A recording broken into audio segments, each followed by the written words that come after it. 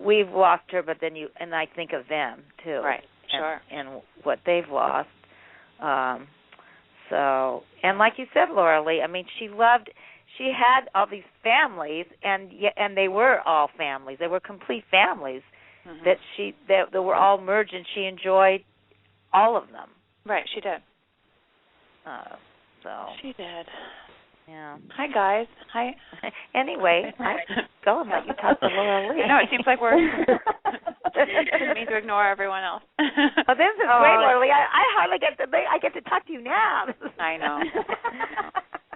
Anyway, well, thank you all, and so Lauralee, thank you, Kate, for taking the time out after your long flights. You know, for calling in and sharing with us. We really appreciate it. Yes, thank you so much. I appreciate all of you doing this, because she so deserves all of this tribute and more. I mean, there just aren't enough words and I just don't have the proper words at my disposal to explain, you know, what this means to all of us and how she was and what it meant to be part of her life. So I thank you all. Oh, you're very welcome. So very welcome. Okay. You're so welcome, Kate. Thank you. Take care. Bye. Bye. Bye. Bye. Bye, Lauralee. I'll see you soon. Okay. Lauralee, I have to say, thank God for your mom and dad and the vision that your dad and your family has had.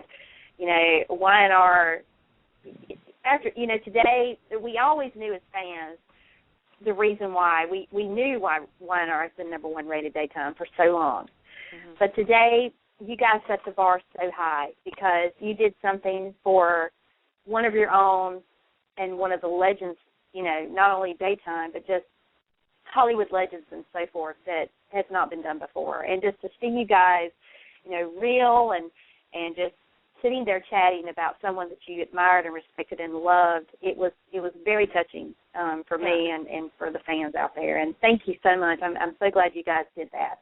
I am too. You know, I think it's you know, healthy for all of us, and it was fun. I mean, you know, I've never, even though I see Heather Tom all the time, like I've never sat with her and talked about Jeannie. So it's and you know, the boys talking about how she, you know, would grope them all the time. Like, yeah. I thought, I mean, I couldn't believe it. I was like, really? Because I never saw that, and I love that there was this, like, right in front of my nose, there was this other side of Jeannie. Because I was always hanging with Doug or with Michael, and, you know, they would do their little flirts back and forth. I never saw any contact. So it's just, you know, it's fun to think you know someone so well, and then it was just fun to listen to everybody's stories. And you know, that caused Trish, taping the episode caused Trish to come in and stay with us for a couple of days, which, you know, is always a happy time. And so we got to, you know, to have special stories about Jeannie and just to see some of her pictures from when she first started out, that there was like a tiny little bit of life before The Young and the Restless. I'm kidding. It was huge. You know, her career was huge. And it's great to see, because for some of us, we just think like, oh, well, her life started when she came on the show. But yeah, she and my dad had a very strong connection. I mean, you know, there were some years that were very difficult for her.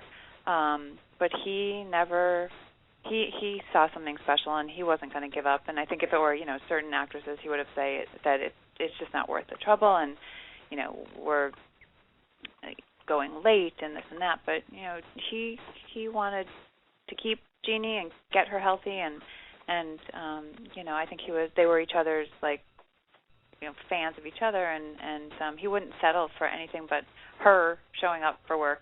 If she had to take a break, she had to take a break, but it was always going to be Jeannie, you know. So it's great that, I mean, that kind of relationship too is great to have as, you know, employee and employer. Although my father would never like say I'm the employer. He would, you know, to him it was one big family, and that's what it is, and that's what today showed, is that we are. I mean, even if you don't work in the same storyline with someone, you're with them, you know, in hair and makeup, and you're with them at cast photos and parties, and everybody crossed paths, and there wasn't anyone that didn't want to sit and have some time with Jeannie, because you know, she was just so much wonderful knowledge and such a really positive. She was so cute. One day I was in Chicago and I was at a hotel with my husband, and there was a word that Jeannie was looking for me, and she'd never call me on vacation, and she called and she said,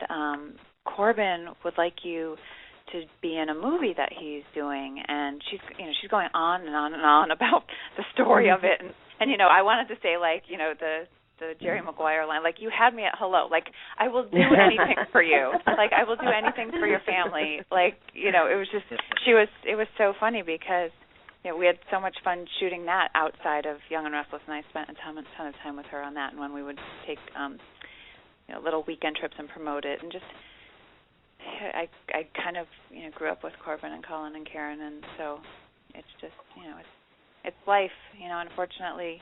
There's the good and the bad, and to see them last week, the great thing is they loved their mom, and they're so proud of her, and she was so proud of them. And at the end of the day, they just they're so super tight. So that's what you want, and so she got it, and she deserved it.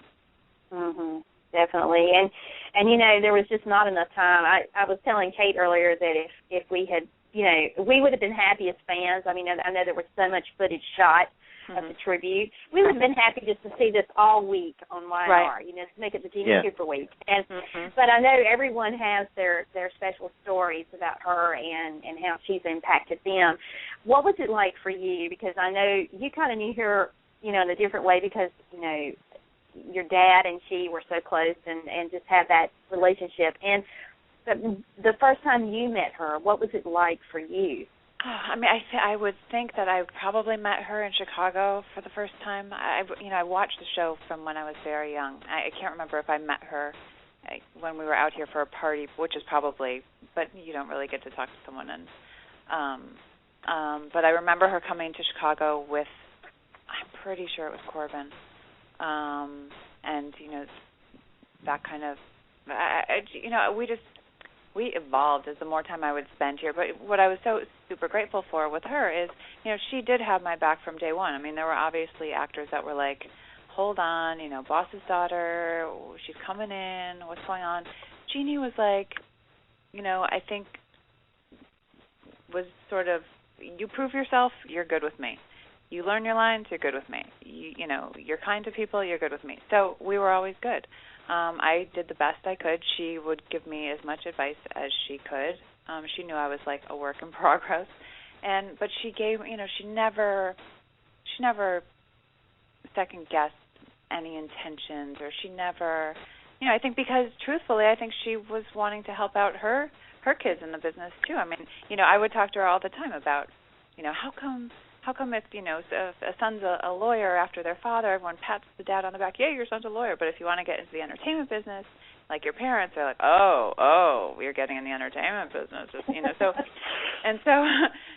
it's it's a weird position to be in, but she was always super gracious, and she always would include me and wouldn't tolerate for any sort of, nepotism talk, and I always appreciated that because I was doing the best I could, and when you have someone like Jeannie in your corner, people don't mess with you.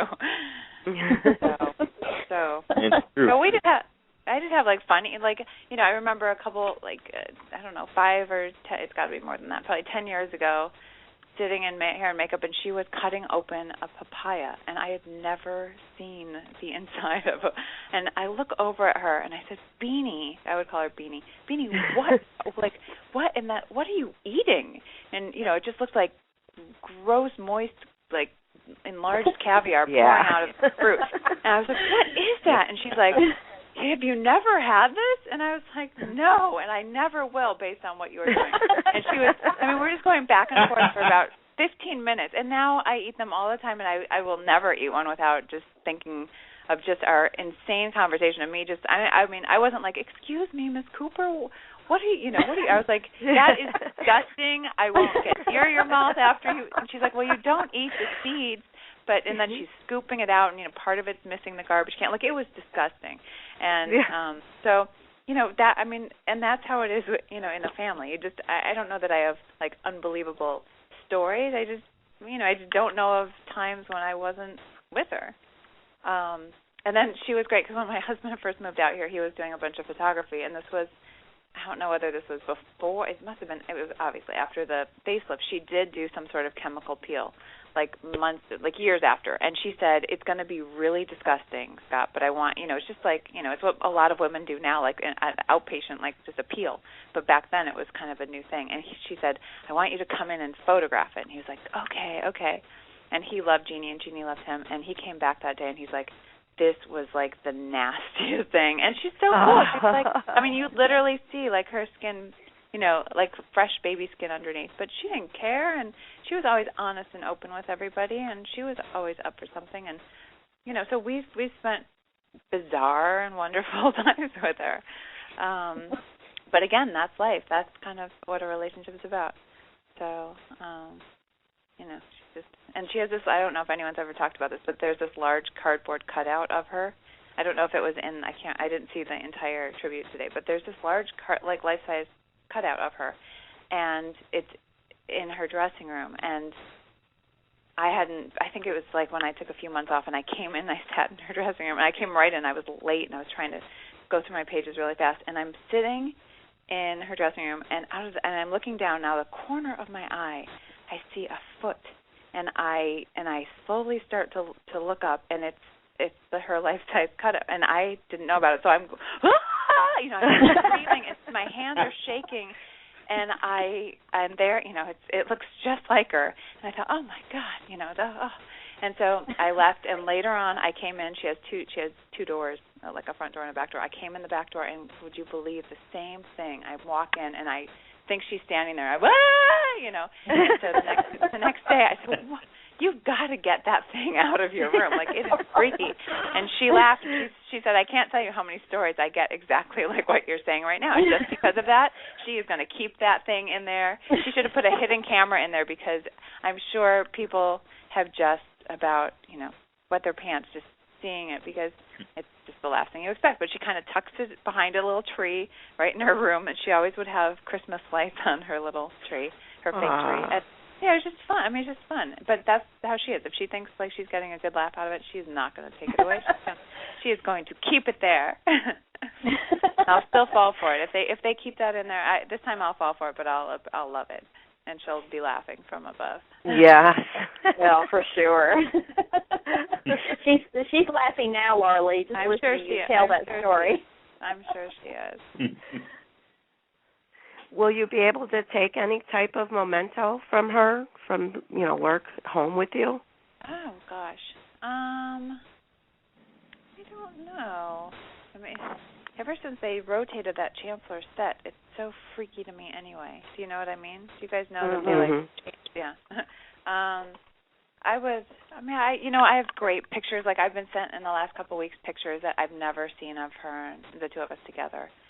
So between that, and then when we had our daughter Samantha, she sent me the most amazing kind of music box that it's more than a music box. It's like little dancers kind of it's like two levels. You put a little kind of music box kind of disc in the top, and then in the bottom they're little ballerina dancers that spin around. So I saw that the other day, and I thought, this will always be close,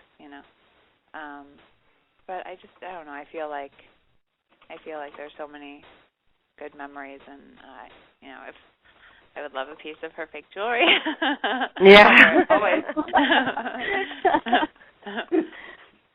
But, I love when Michelle had it on her knee like that. I just couldn't figure out why she had it there, though. Right. At first, yeah. And then somebody mentioned it was jeans. Yeah. So that was pretty neat. But you would think that she'd be wearing it instead of having it hanging from her knee. Well, you never know with that Phyllis character.